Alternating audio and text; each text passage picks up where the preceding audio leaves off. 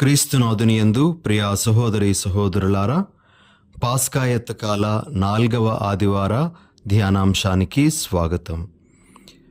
ఈరోజు మనము సువార్త పఠనంగా లూకాసు సువార్త 15వ అధ్యాయము 1 నుండి 3, 11 నుండి 32 వరకు ఉన్నటువంటి వచనాలను గ్రహిస్తూ ఉన్నాం. మనందరికీ ఈ వాక్య భాగము సుపరిచితమే. మనము సాధారణంగా దుడుకు చిన్నవాని సామెత అని చెప్తూ ఉంటాము. దీనినే మరి చాలామంది బైబిల్ పండితులు ప్రేమగల తండ్రి ఉపమానము అని కూడా చెప్తూ ఉంటారు. చాలాసార్లు ఈ ఉపమానాన్ని మనము విన్నాము, మన పిల్లలకు మనము చెప్తూ ఉన్నాము. మరి ఇలాంటి ఉపమానాన్ని మరొక్కసారి ధ్యానించమని మన శ్రీ సభ కోరుతూ ఉండగా, ఈరోజు మనము ఈ ఉపమానాన్ని ధ్యానిస్తూ ప్రభు మనకు తెలియజేసేటువంటి విషయాలను గ్రహించటానికి ప్రయత్నం చేద్దాం. ప్రియులకు సహోదరి సహోదరులారా, ఈ ఉపమానంలో చాలా పాత్రలు ఉన్నప్పటికీ ప్రధాన పాత్ర తండ్రి పాత్ర అనే విషయాన్ని మనం గ్రహించాలి. సాధారణంగా దుడుకు చిన్నవాని పాత్రే ప్రధానమైనటువంటి పాత్రగా కొంతమంది భావిస్తూ ఉంటారు. కానీ వాస్తవానికి తండ్రి పాత్రే ప్రధానమైనటువంటి పాత్రగా మనము గ్రహించాలి. ఈరోజు మనము ఈ తండ్రి పాత్రలోని విశిష్టతను కొద్దిగా తెలుసుకోవడానికి ప్రయత్నం చేద్దాం. 4 అంశాల ద్వారా తండ్రి పాత్ర యొక్క విశిష్టత ఏమిటో మనము గుర్తించగలము. ప్రియ సహోదరి సహోదరులారా, మొట్టమొదటిగా ఈ కథలోని తండ్రి బహుగా అపార్థం చేసుకోబడినటువంటి వ్యక్తిగా మనకు కనబడుతూ ఉన్నాడు. The most misunderstood character. అయితే ప్రియ సహోదరి సహోదరులారా, ఈ మాట మనం చెప్పుకోవడానికి కథలో ఉండేటువంటి ఇతర పాత్రలను మనము పరిశీలించాలి. ముందుగా చిన్న కుమారుడు ఎలా తండ్రిని అపార్థం చేసుకున్నాడు అంటే, తాను తండ్రి దగ్గర ఉన్నంత వరకు తనకు స్వేచ్ఛ లేదనుకున్నాడు. తనకు తండ్రి కంటే తండ్రి ఆస్తే ముఖ్యం అనుకున్నాడు. తండ్రిని వద్దనుకున్నాడు. తిరిగి వచ్చేటప్పుడు కూడా ఆకలి బాధ తట్టుకోలేకే తన తండ్రి దగ్గరకు వచ్చాడు గాని, ఒక కుమారునిలా తండ్రి దగ్గరకు వచ్చి ఆయనను తిరిగి ప్రేమించాలి అనేటువంటి ఆ దృక్పథం అతడిలో మనకు కనిపించదు. ఈ విధంగా తండ్రిని అపార్థం చేసుకున్నటువంటి వ్యక్తిగా ఈ చిన్న కుమారుడు మనకు కనబడతాడు. అదేవిధంగా ప్రియ సహోదరి సహోదరులారా, పెద్ద కుమారుడు కూడా తండ్రిని అపార్థం చేసుకున్నాడు.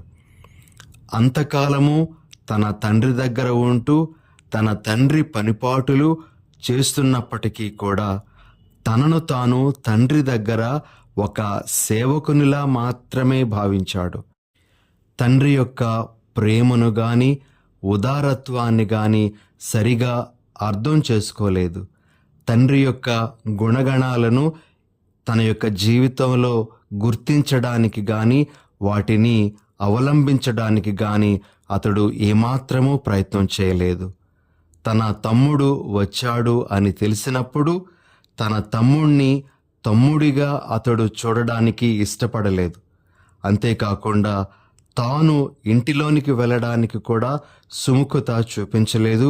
ప్రియ సహోదరి సహోదరులారా, తండ్రి ప్రేమను అపార్థం చేసుకొని ఇప్పుడు ఈ కుమారుడు తండ్రి నుంచి దూరమైపోవాలి అని ప్రయత్నం చేస్తూ ఉన్నాడు. ఇక ఇంకొక వర్గానికి చెందినవారు, ఈ తండ్రిని అపార్థం చేసుకున్నవారు ఎవరు అంటే ఆయన దగ్గర పనిచేసేటువంటి సేవకులు. పెద్ద కుమారుడు ఇంటికి వచ్చినప్పుడు ఆ సేవకులు చెప్పినటువంటి మాట ఏమిటి అంటే, నీ తమ్ముడు తిరిగి వచ్చినందుకు నీ తండ్రి క్రొవ్విన కోడెదూడను కోయించి విందు చేయిస్తూ ఉన్నాడు అనేటువంటి మాటనే చెప్పారు. కానీ ఆ తండ్రి యొక్క గొప్పదనాన్ని వారు ఏమాత్రము కూడాను అర్థం చేసుకోలేదు. తమ యజమాని ఎంత ఉదార స్వభావుడో వారు అర్థం చేసుకోకుండా ఒక విధంగా తమ యజమానుని గురించి వ్యంగ్యంగా మాట్లాడడం కూడా వారి యొక్క భాషలో మనం గమనించగలము. ప్రియా సహోదరి సహోదరులారా, ఈ విధంగా అందరి చేత అపార్థం చేసుకోబడినటువంటి వ్యక్తిగా ఈ తండ్రి మనకు కనబడుతూ ఉన్నాడు. ఇక రెండవ విషయం, తండ్రి యొక్క పాత్రలో మనం గమనించేటువంటిది ఏమిటి అంటే, కుమారులు తనతో తెగతెంపులు చేసుకోవాలి అని వారు ప్రయత్నం చేస్తున్నా ఈయన మాత్రము తన కుమారులతో ఎటువంటి తెగతెంపులు చేసుకోకుండా వారితో కలిసి ఉండాలి అని ఆయన కోరుకుంటూ ఉన్నాడు. దుడుకు చిన్నవాడు రెండవ కుమారుడు గుర్తించలేనటువంటి విధంగా ఉన్న ఆ కుమారుడిని గుర్తుపట్టాడు. ఆ కుమారుడిని కలుసుకోవడానికి పరిగెత్తుకొని వెళ్ళాడు. ఆ కుమారుడిని కౌగలించుకొని ముద్దు పెట్టుకున్నాడు. ఇంటిలోనికి సాదరంగా ఆహ్వానించాడు.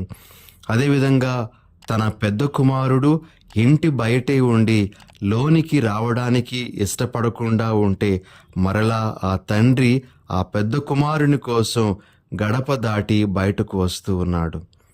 కుమారులు తెగతెంపులు చేసుకోవాలని ప్రయత్నం చేస్తున్న ఈయన మాత్రం వారు ఎప్పుడూ తనతోనే ఉండాలి అని, తనతో బంధాన్ని వారు తెంచుకోకూడదని ఆశపడినటువంటి వ్యక్తిగా మనకు కనబడుతూ ఉన్నాడు. ఇక మూడవ విషయం, ప్రియ సహోదరి సహోదరులారా, చిన్న కుమారుడు తిరిగి ఇంటికి వచ్చి తాను ఒక సేవకునిగా మాత్రమే ఉండడానికి యోగ్యుడు అని తెలియజేస్తూ తనకు ఇతర సేవకుల్లా కొంచెం భోజనం పెడితే సరిపోతుంది అని తండ్రిని ప్రాధేయపడుతూ ఉన్నప్పుడు తండ్రి అవేవీ పట్టించుకోకుండా ఆ కుమారునికి తన పూర్వ స్థానాన్ని తిరిగి ఇవ్వడం అనేటువంటిది మనం గమనిస్తూ ఉన్నాం. అతనికి మేలిమి దుస్తులను ధరింపచేయమని, వ్రేలికి ఉంగరాన్ని తొడిగించమని, కాళ్లకు పాదరక్షలు తొడగమని తన సేవకులకు తండ్రి ఆజ్ఞనిస్తూ ఉన్నాడు. దీని ద్వారా తండ్రి తన కుమారుడు సేవకుడుగా ఉండాలి అని భావిస్తూ ఉన్నప్పటికీ మాత్రం తాను మాత్రం తన కుమారుడు కుమారుడుగానే ఉండాలి అనేటువంటి భావాన్ని వ్యక్తం చేసి ఆ అంతస్తును ఉదారంగా ఇవ్వడం జరిగింది. ప్రియ సహోదరి సహోదరులారా, ఆ చిన్న కుమారునికి మరి అర్హత లేదు. అర్హత లేనప్పటికీ కూడా తండ్రి ఎన్నో మెట్లు కిందికి దిగి తన కుమారుని మరలా పై స్థాయికి చేర్చడానికి ప్రయత్నం చేస్తూ ఉన్నాడు. ఇది తండ్రిలో మనం చూసేటువంటి ఇంకొక ముఖ్యమైనటువంటి గుణం. ఇక ఆఖరుగా ప్రియ సహోదరి సహోదరులారా, పెద్ద కుమారుడు తండ్రిని నిందిస్తూ ఉన్నాడు. తన తమ్ముణ్ణి కూడా అనేక విధాలుగా నిందిస్తూ ఉన్నాడు. తన తమ్ముణ్ణి తమ్ముడిగా కూడా పరిగణించలేదు. ఆ సందర్భంలో తండ్రి అతడిని సముదాయిస్తూ తనలా ఉండమని అతడికి బుద్ధి చెప్తూ ఉన్నాడు. అంతేకాకుండా సఖ్యతా భావాన్ని ఆ కుమారునిలో పెట్టడానికి తండ్రి శతవిధాల ప్రయత్నం చేశాడు. ప్రియ సహోదరి సహోదరులారా, తండ్రి తన బిడ్డలిద్దరూ కూడా కలిసి ఉండాలి, సఖ్యతతో ఉండాలి అని కోరుకుంటున్నటువంటి వ్యక్తిగా మనకు ఇక్కడ కనబడుతూ ఉన్నాడు. మరి ఈ విషయాలన్నీ మనము ఈరోజు గ్రహిస్తూ ఉండగా ఈ లక్షణాలను మన దేవునికి అన్వయించటానికి ప్రయత్నం చేద్దాం. ప్రియ సహోదరి సహోదరులారా, యేసు ప్రభు ఈ ఉపమానాన్ని తండ్రి దేవునికి అన్వయిస్తూనే మన ముందు ఉంచుతూ ఉన్నారు. మరి మనము ఆ తండ్రిలో ఉండేటువంటి గుణగణాలను మన దేవునకు అన్వయిస్తూ కొంతసేపు ధ్యానించటానికి ప్రయత్నం చేద్దాం. మొదటిగా ప్రియ సహోదరి సహోదరులారా, మన దేవుని యొక్క ప్రేమను మనము సరిగా గ్రహించలేం. మన దేవుని యొక్క ప్రేమను సరిగా మనము అర్థం చేసుకోలేం. మన గ్రహణ శక్తికి మించినటువంటిది ఆయన ప్రేమ అని మనము ఈరోజు మరొక్కసారి గ్రహించాల్సినటువంటి అవసరం ఉంది. రెండవదిగా, ప్రేమామయుడైనటువంటి మన దేవుడు మనము ఆయనకు ఎప్పుడూ దూరం కాకూడదని కోరుకుంటూ ఉన్నారు. మనము ఆయనతో ఎల్లప్పుడూ ఉండాలి అనేటువంటిదే ఆయన యొక్క అభిలాష. మనము ఆయనతో ఉండాలనే ఉద్దేశంతోనే తన ఏకైక కుమారుడైన క్రీస్తును మన కోసం ఆయన పంపించడం జరిగింది. మరి మన రక్షణ కొరకు ఆయననే పాపముగా మరి చేయడం అనేటువంటిది కూడా జరిగింది అని మనము ఈరోజు రెండవ పట్టణము పౌలు గారు కొరింథీయులకు రాసినటువంటి 2వ లేఖ 5వ అధ్యాయంలో చదువుతూ ఉన్నాము. ప్రియ సహోదరి సహోదరులారా, కాబట్టి దుడుకు చిన్నవాని కథలో తండ్రి తన బిడ్డలతో తెగతెంపులు చేసుకోవడానికి ఇష్టపడక వారితో ఎల్లప్పుడూ ఉండడానికి ఏ విధంగా ఇష్టపడ్డాడో అలానే మన దేవుడైనటువంటి ప్రభువు మనము ఆయనకు దూరమైపోవాలి అని, మనము ఆయనతో తెగతెంపులు చేసుకోవాలని ఎప్పుడూ కూడా కోరుకోడు. మనము ఆయనతో ఉండడమే ఆయనకు చాలా సంతోషాన్ని కలిగించేటువంటిదిగా ఈరోజు మరొక్కసారి ఆయన మనకు గుర్తు చేస్తూ ఉన్నారు. ఇక మూడవ విషయం, ప్రియ సహోదరి సహోదరులారా, తండ్రి ప్రేమ ఎలాంటిది అంటే అది అర్హత లేనటువంటి వారికి కూడా అందించబడేటువంటి ప్రేమ. సాధారణంగా మనము ఎవరైతే మనలను ప్రేమిస్తూ ఉన్నారో వారిని మాత్రమే మనం ప్రేమిస్తాం. కొన్నిసార్లు మన అంతస్తుకు తగినటువంటి వారిని మాత్రమే మనము ప్రేమించగలుగుతాం. మరి అర్హత లేనటువంటి వారికి మన ప్రేమను చూపించటానికి ఏమాత్రము కూడా ముందుకు రాము, ఇష్టపడము. కానీ మన దేవుడైనటువంటి తండ్రి ఆ విధంగా వ్యవహరించేటువంటి వారు కారు. అర్హత లేనప్పటికీ కూడా మనలను చేరదీసేటువంటి వారు ఆయన. ఆయన ప్రేమ అలాంటిది అని ఈరోజు మనము గ్రహించాలి. ఇక చివరిగా, ప్రియ సహోదరి సహోదరులారా, మన దేవుడు తన బిడ్డలమైనటువంటి మనము తనలా జీవించాలి అని కోరుకుంటూ ఉన్నాడు. అంతేకాకుండా తన బిడ్డలమైనటువంటి మనము పరస్పర ప్రేమలో జీవించాలి. మనము అందరము కూడా సఖ్యతా భావంతో జీవించాలి అని ఆయన కోరుతూ ఉన్నాడు. ఒకరితో ఒకరం సఖ్యపడటానికి శతవిధాల ఆయన మనకు అవకాశాలను కూడా కలిగిస్తూ ఉన్నాడు. మనము ఆ తండ్రి యొక్క హృదయాన్ని గమనిస్తూ సఖ్యపడుతూ కలిసిమెలిసి జీవిస్తూ ఆ తండ్రిని మహిమపరచాలి అనేటువంటిదే ఆయన యొక్క ఆశ, కోరిక.